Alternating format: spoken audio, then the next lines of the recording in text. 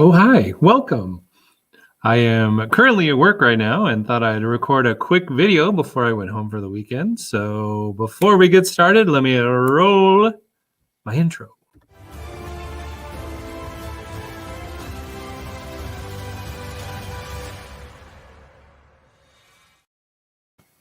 All right, so I am Professor Comics.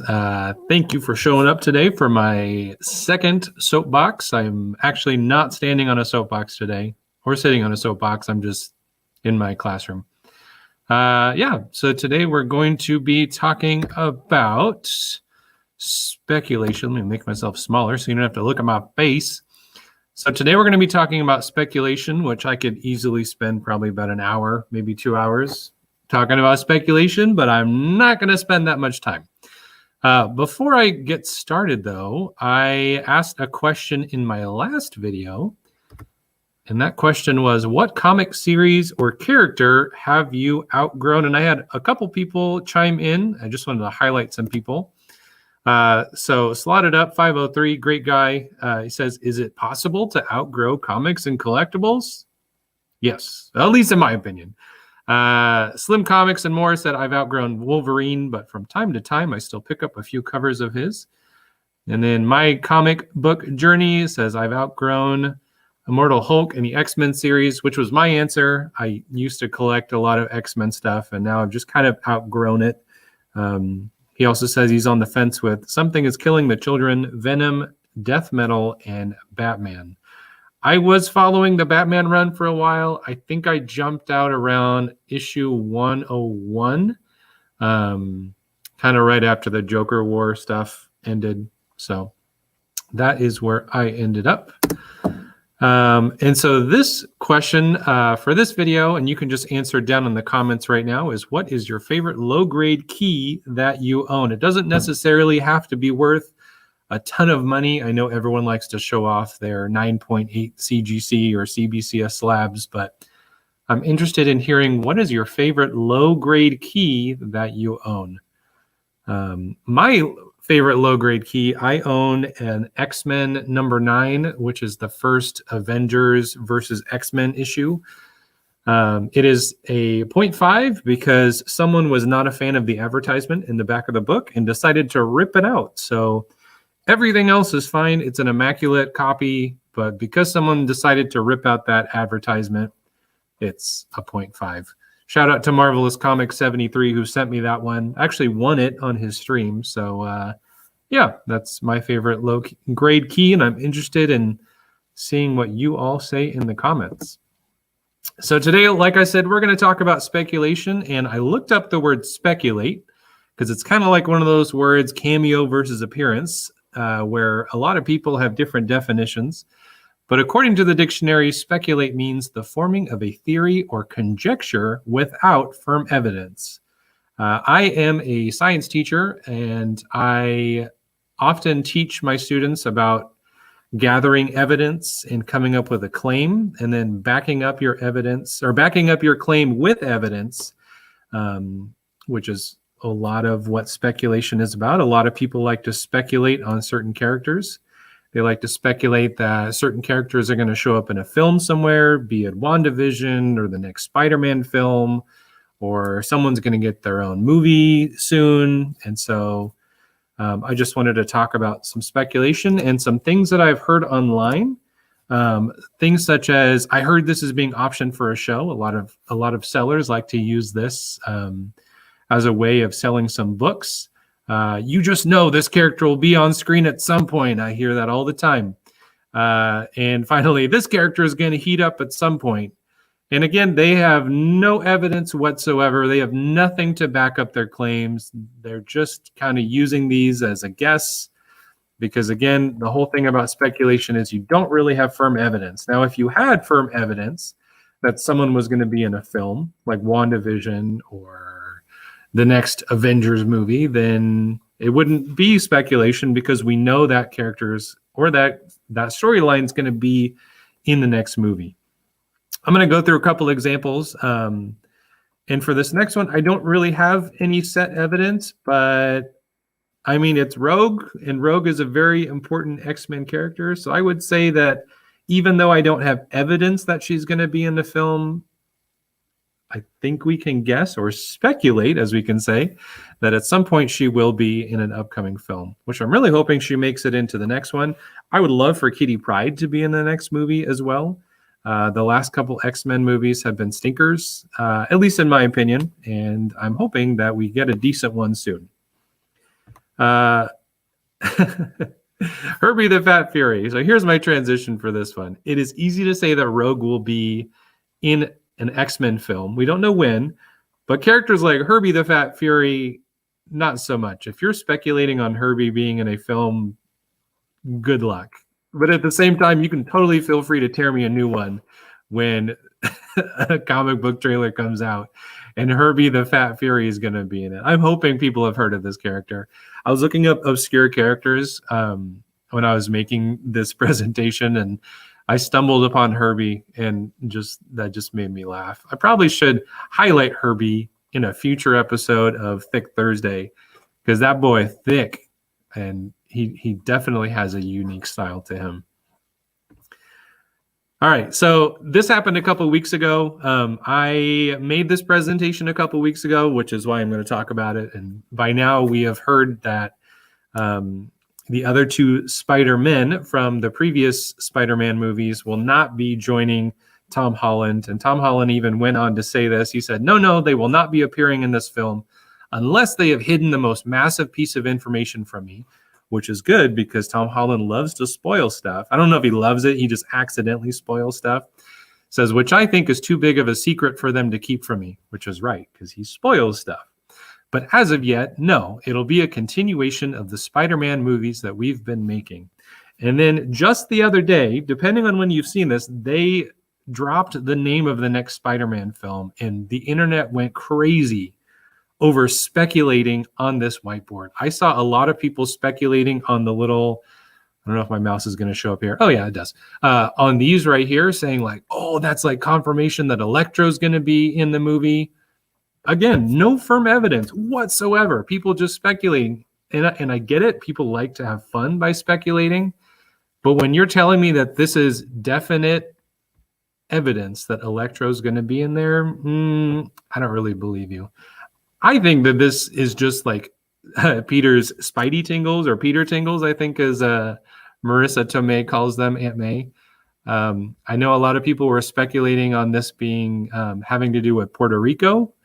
That's great. If you want to speculate on that, that's fine. But I just know as soon as they drop this trailer, the internet just like started frothing at the mouth, talking about all the different things that it's going to happen in the next movie. I'm looking forward to it. I just want it to come out already. That way people can stop speculating and just watch the movie and enjoy the movie. Because that's what I want to do. I want to enjoy the movie without going into it wondering, is this character going to be in it? Is this character going to be in it? I saw 3 videos about Electro being in it. Is he going to be in it?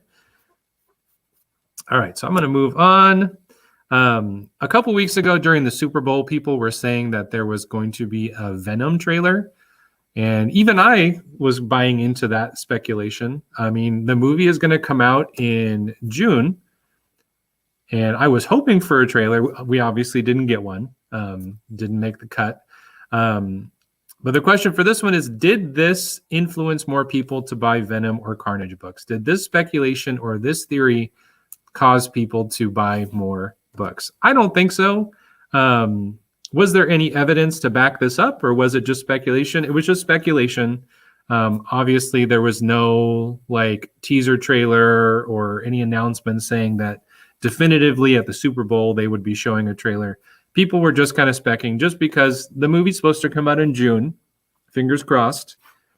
So it makes sense though, right? Like wouldn't they want to advertise their movie at a very highly watched televised event? I was looking for the word event. Yeah. So again, people speculated on trailers. People, I don't know. I was a little disappointed, but whatever. It's okay. Oh, there she is. I'm just going to sit here and I'm just going to stare at her because she's my favorite. If you haven't seen my Instagram, I have been posting Afra books every day. I've been calling it an Afra a day keeps an Afra a day because the doctor's my bae. It's hard to say because I've been programmed to say it the other way around.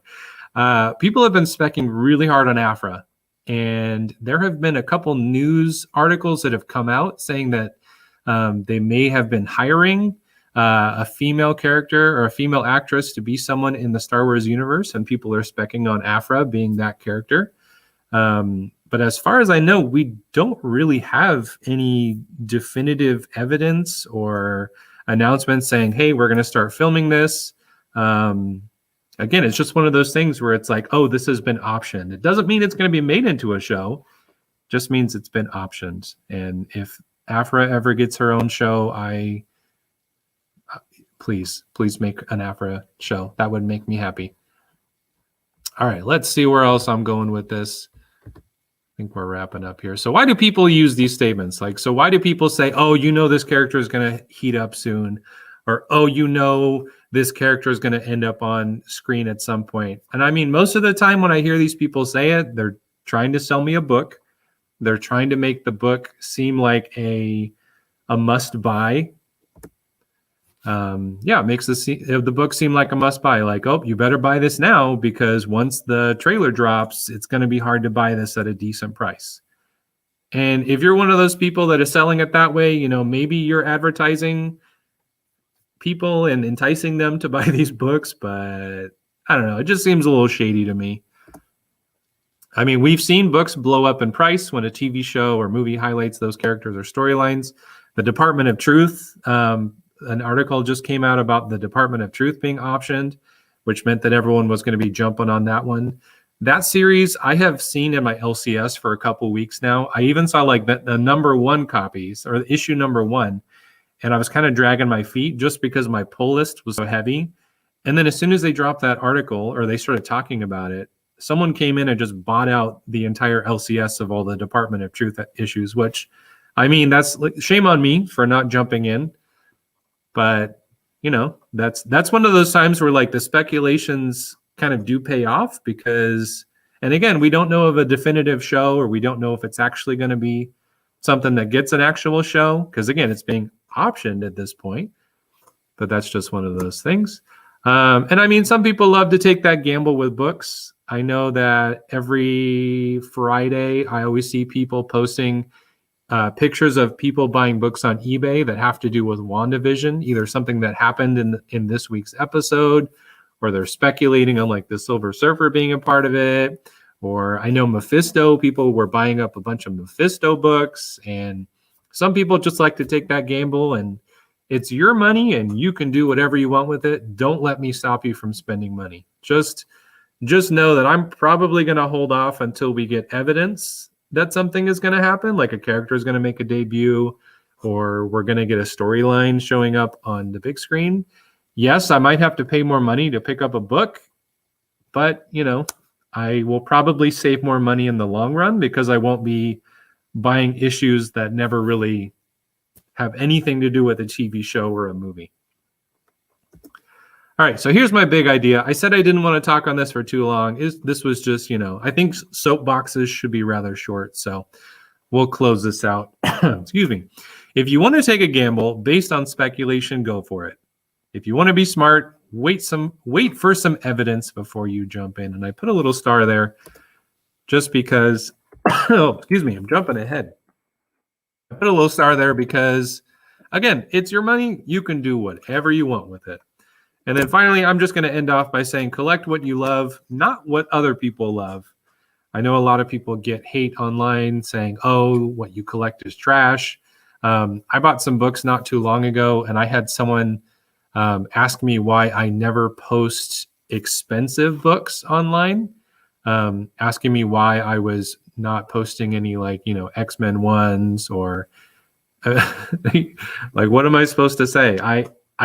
I collect what I love, and what I love are like modern keys and modern issues. I'm sorry I don't have $1,000 issues. I don't know. That's another video waiting to be made. But yeah, just you know, and I hear a lot of people say this, and it's true.